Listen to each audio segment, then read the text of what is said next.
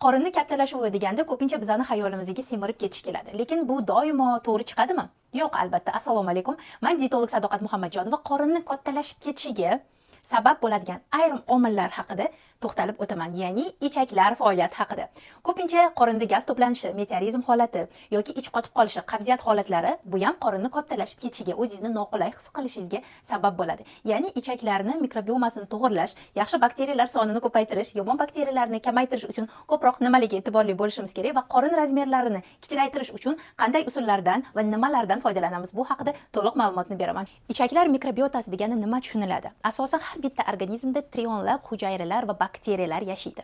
Ya'ni sizni ichingizda, ichki holatingizda xuddi shu kamida 1 kilogramgacha xuddi shunaqangi bakteriyalar bor-da. Ya'ni bu bakteriyalar kerak bo'lsa sizni ortiqcha tana vazningizga, kerak bo'lsa sizni kayfiyatingizga, sizni yuzingizni holatiga ta'sir qiladi. Bekorga aytilmagan ichaklar bu bizning ikkinchi miyamizdir. Nima uchun ikkinchi miyamiz? Chunki 90% serotonin gormonini holati, ya'ni bu sizning ichaklaringizga bog'liq, ichaklaringizda joylashgan bo'ladi. E'tibor berganmisiz? Qanaqadir bir uchrashuvlarga yoki muhim bir tadbirlarga borishdan oldin o'zingizni noqulay his qilasiz. Qorningizda ovozlar paydo bo'ladi yoki qorningiz og'rib qoladi, hojatga borgingiz kelib qoladi. Mana bu holat, ya'ni bizning miyamiz ham bizning bu ichaklarimizning holatlari bilan bog'liq. Demak, siz bilan bu holatni ko'rib chiqamiz. Ichakda yomon bakteriyalar qachon ko'payib ketadi? Yomon patogen bakteriyalarning ko'payib ketishiga sabab bu insonlarning albatta qilayotgan odatlari, yeyotgan mahsulotlari bo'ladi. Qanchalik ko'p ratsioningizda shakar tabiatli mahsulotlar bo'lsa, o'ta gazli ichimliklarni ko'p iste'mol qilsangiz, probiotiklar va prebiotiklar qabul qilmasangiz, demak, bu ichaklarda yomon bakteriyalar sonini ko'paytiradi va bu sizni tana vazningizga, qoriningizning razmerini kattalashib ketishiga, qorinda gaz to'planishiga, meteorizm holatlariga, qorinda spazmlar bo'lishiga yoki ichingiz qotib qolishiga sabab bo'ladi. Qabziyat qiynaydi. Kerak bo'lsa 3 kunda bir marta ham katta hojatga bormaysiz. Vaholanki sog'lom inson bir kunda bir marta katta hojatga borish kerak. Qani o'zingizni kuzatingchi, katta hojatga uyat bo'lsa ham so'rayman. Bir kunda bir mahal bora oladigan insonlar safiga o'zingizni qo'sha olasizmi? Agar shunaqa bo'lsa, kommentariyada yozing, chunki katta hojatga bir kunda bir mahal borgan inson sog'lom inson hisoblanadi. Tasavvur qiling, xolodilnikingizga mahsulotlarni olib keldingiz, 2 haftalik bozorlik qildingiz va 2 hafta davomida xolodilnikingizga hamma narsani soldingiz, lekin 2 hafta davomida xolodilnikni ochmadingiz. Umuman ishlatmadingiz. Salofani bilan shunday qo'yib qo'ydingiz. Nima bo'ladi? U mahsulotlar sasib, hid bo'lib, bir-biriga yopishib, hid chiqarishni boshlaydi. Sizning ichaklaringiz holati ham xuddi shunaqa shaklda. Siz yeyapsizmi? Oziq-ovqat, demak, ular bu yoqdan chiqib ketishi kerak, ya'ni organizm tozalanishi kerak. Agar bu holat, ya'ni qabziyat sizda doimiy bo'ladigan bo'lsa, bu jiddiy kasalliklarga sabab bo'ladi. Qorningizda dam bo'lishi, qorningiz razmerining kattalashib ketishi ham bunga asosiy sabab.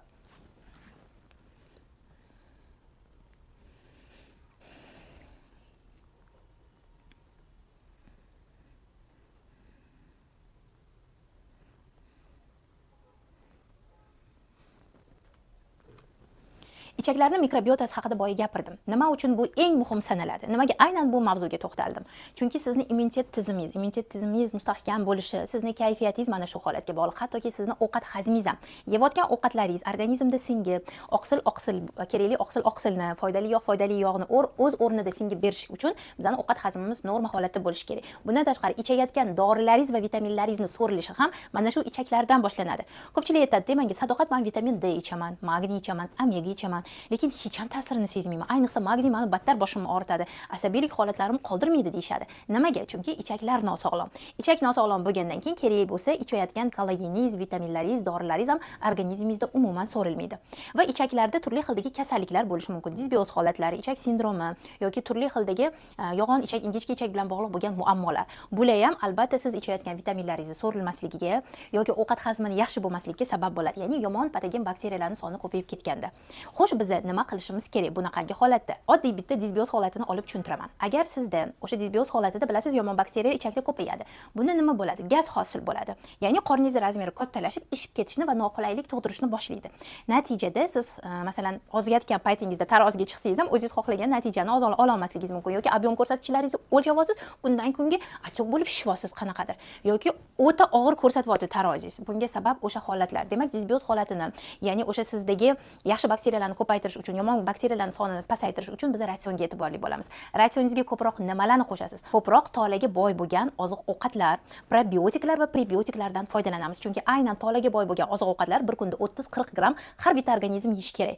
Ya'ni sizning ichingiz qotib qolmasligi uchun, qabziyat muammosi bo'lmasligi uchun, har kuni regularniy bir kunda bir mahal katta hojatga borishingiz uchun. Probiotik va prebiotikning o'rni juda ham katta. Ya'ni probiotik va prebiotikning o'rtasidagi farqni Telegram kanalimda juda ham sodda tilda tushuntirganman. Telegram kanalimni hozir pastda saytida silkasini qoldiraman, kirib ulanib olishingiz mumkin. Ko'proq ratsioningizga bu degani, masalan, fermentlashgan mahsulotlar, kvashenniy kapusta, ya'ni o'sha tuzlangan karom, tuzlangan bodring mahsulotlari, kefir mahsulotlari, qatiq mahsulotlari va bulardan tashqari o'sha piyoz, sarimsoq piyoz ratsioningizda ko'proq bo'lishi kerak. Mana bu mahsulotlar haqiqiy probiotik va prebiotik mahsulotlar. Bular sizni ichaklaringizni holatini yaxshilab, sizni yuzlaringiz sifatiga ta'sir qiladi. Yuzlaringiz tiniqlashib, oqarishni boshlaydi. Ha deganda dermatologga borib, qanaqadir lazerniy protseduralar olishingiz shart emas. Ichak sog'lom bo'lib, yaxshi bakteriyalar soni ko'payadi ana o'shanda. Eng asosiysi nima? Ichak nosog'lom bo'ldimi, qorinni razmeri ketishi qiyin bo'ladi. Qorinni razmerini kichraytirishni xohlaysizmi? Ichakni sog'lomlashtiring. U uchun boya aytganidek, bir kunda bir mahal bo'lsa ham, masalan, bitta kefirmi yoki ozgina tuzlangan karommi yoki oz miqdorda bo'lsa ham tuzlangan bodringmi iste'mol qilishingiz kerak. Mana bu mahsulotlar probiotik va ichaklarni sog'lomlashtirib beradi.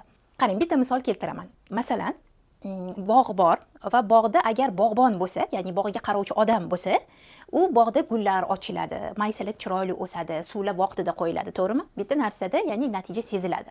Agar o'sha bog'bon bo'lmasa, bog' bor-u, lekin suv bor, gullar bor, lekin unga qarash bo'lmayapti, hech kim qaramayapti, nima bo'ladi? Quriydi o'sha gullar ham. Ya'ni hamma o'tlar ham qurib ketishni boshlaydi. Mana shu bog'bon vazifasini probiotiklar ichaklaringiz uchun bajarib beradi. Ichaklarning holati yaxshi, sog'lom bo'lishi uchun.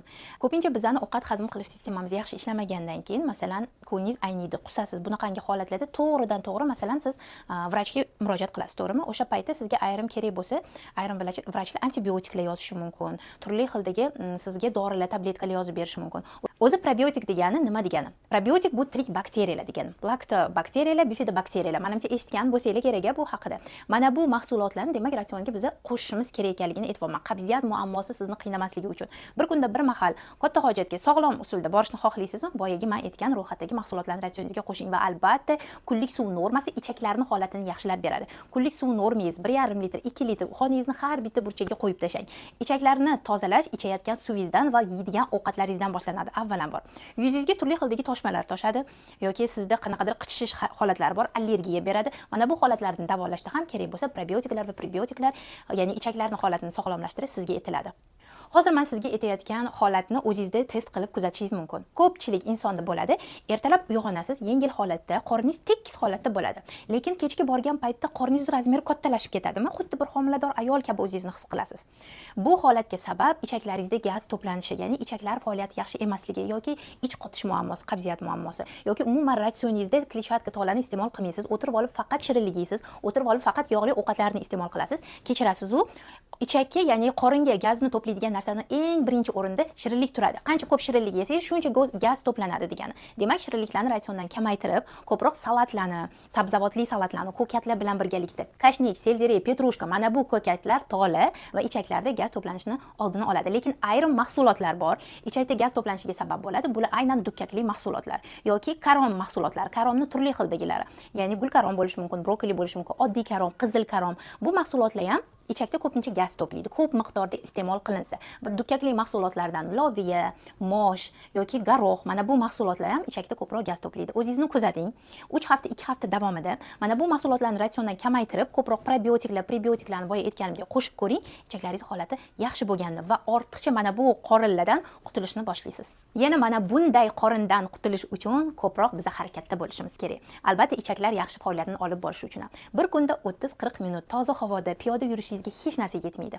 E'tibor bering, ozgina bir 20-10 daqiqa toza havoda yuring, kichkina hojatga borgingiz kelib qoladi. Nima uchun? Yoki katta hojatga borgingiz keladi. Chunki ichaklar faoliyatini yaxshi olib boryapti degani. Ya'ni kam harakat tarzidan, hayot tarzidan qochish kerak va iloji boricha stressni kamaytirish kerak. Chunki sizda o'ta ko'p stress bo'ladigan bo'lsa, bu ichaklarning faoliyatini buzadi. Ya'ni siz stressga tushganingizdan keyin vaholanki stressli holatlaringizni yengish uchun, dopamin, serotonin gormoni holatini ko'tarish uchun o'tirib shirinlik yoki o'ta yog'li ovqatlarni iste'mol qilasiz. Qarabsizki, stress gormoni battar ko'tariladi va ichaklar faoliyati ham buziladi. Demak, stressli holatlar uchun nafas olish metodi, nafas olish mashqlari yordam beradi. Bu haqida Telegram kanalimda 4, 7, 8 metodi, 3, 6 metodlari haqida ma'lumot berganman. Kirib ulanib bu metodni o'rganib olsangiz bo'ladi. Qorindagi mana bu gazlardan qutulish uchun sog'lom, to'g'ri ovqatlaning va hayot tartibingizga kunlik suv normasi, jismoniy faoliyatingiz, uyqu normalari, undan tashqari pitanyengizda ko'proq o'sha prebiotiklar, ko'katlar va albatta sabzavotlar bo'lsin. Imkon darajada gazli, o'ta yog'li, o'ta shirin ovqatlarni ratsioningizdan cheklang. Bu degani 100% cheklab tashlamasangiz ham, lekin kamaytirish kerak, chunki ichakda yaxshi bakteriyalar ana o'shanda ko'payadi va sizni qorningiz mana bu holatdan bu holatga keladi. Ko'ryapsizlarmi, ozish marafonlarida ishtirokchilar qay darajada ozishyapti. Mana bu natija katta qorin bilan kirishgan, lekin ozib, to'g'ri ovqatlanib, ratsioniga e'tiborli bo'lib, man aytgan yo'l yo'riqnomalar bo'yicha bajarib, mana bu holatga kelishyapti.